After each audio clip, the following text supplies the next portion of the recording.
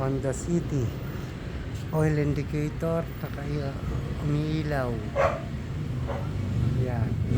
Natulan na natin ang baba ng makina kasi sa dami ng tagas, naitakbo pa niya ng ng halos wala na raw langis. Hinabulan niya lang. Plus pangalawa, nagiging cause ng umiilaw indicator dahil dito sa carbon na makapal. Ayan o. Yan ang dahilan. Kaya napaka-importante talaga na nagpapa-change oil ng up-to-date. Tingnan mo yung sa breather niya. Wala ka nang makitang butas. Kaya halos hindi na rin siya sa PCV valve nyo, sarado na. Ganyan.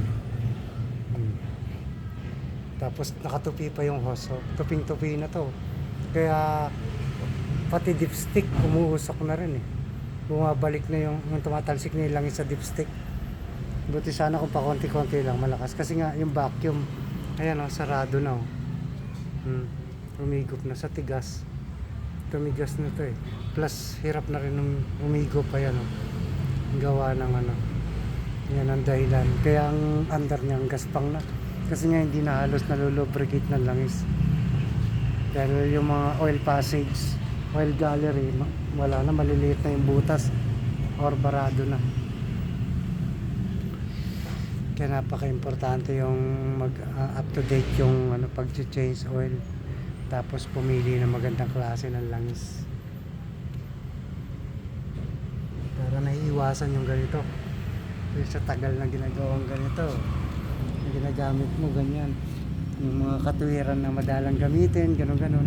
Yun ang masama ko minsan eh. Yung sasakyan madalang mo na i-change oil kasi di ginagamit. Hindi nila alam pag nakastagnant yung used oil, nagkakaroon ng mga carbon deposit na tumitigas talaga. Mas mabuti pa yung alaga mo siya sa langis kahit na ma-stack siya. Basta hindi pa nasusunog yung langis, sariwa pa yun. Pero pag sunog na yung langis at na-stack mo, ganyan ang mangyayari. Lalo pat yung mga naikakabit na mga langis yung mga mumurahin lang. Ganyan. Kaya napaka-importante talaga na lagi ka nagpapa-change oil. Kahit hindi na umaabot yung kung ilang 10,000 kilometers so 5,000. Basta pag alam mong tumakbo ka na ng malayo-layo at alam mong mainit ang panahon, mga ganun, tapos yung langis mo ordinary lang, change oil na kaagad. Kasi mura lang yung langis kesa sa ganito.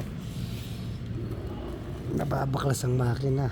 Nasisira internal parts nun dahil sa ganyang pangyayari.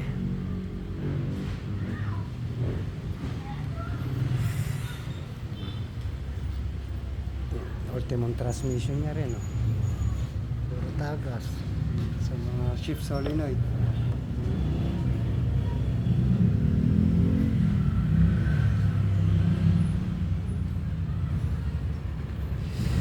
So para maiwasan yung mga madaling kasiraan ng mga makina transmission, dapat pag may nakitang tagas na pinapaano na rin, pinaparesiling para ma-maintain na hindi kaagad-agad nabababa ang makina. Hindi na maibigay ng makina yung magandang performance niya dahil sa langis pa lang. Pangit na yung langis. Tapos barado pa yung mga oil passage. Hindi pa nalulubricate ng maayos. Yan, ganyan. So nagkakaroon kaagad ng mga pagkasira yung mga moving parts kasi kulang sa lubrication.